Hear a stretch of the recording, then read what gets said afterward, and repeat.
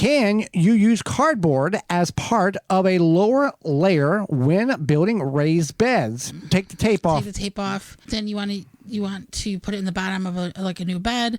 This based on the aggressiveness of the weeds in the garden that you're building this raised bed in.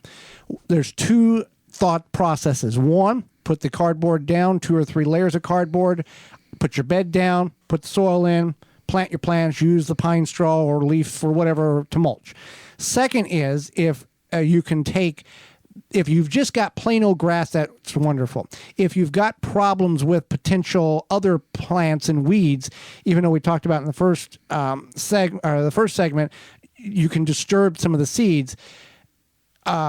You could take and dig down like 1 or 2 inches and get that top layer of material, grasses, weed roots, whatever, and then put your bed and your cardboard down. Some people will do it that way.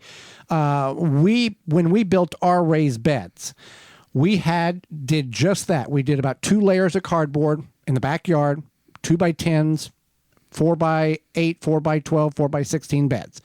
We had a severe thistle problem that pierced through the cardboard and up through 10 inches of compost.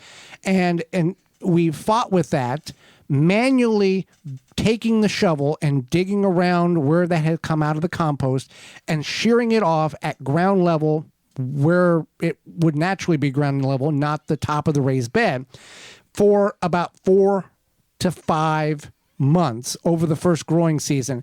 At that point, by doing that, every time it grew back smaller and weaker until we made it so weak that it wouldn't come back. We did that the first year. Since then, never have had a thistle problem of any substantial measure. So keep that in mind. Your mileage may vary, but it does work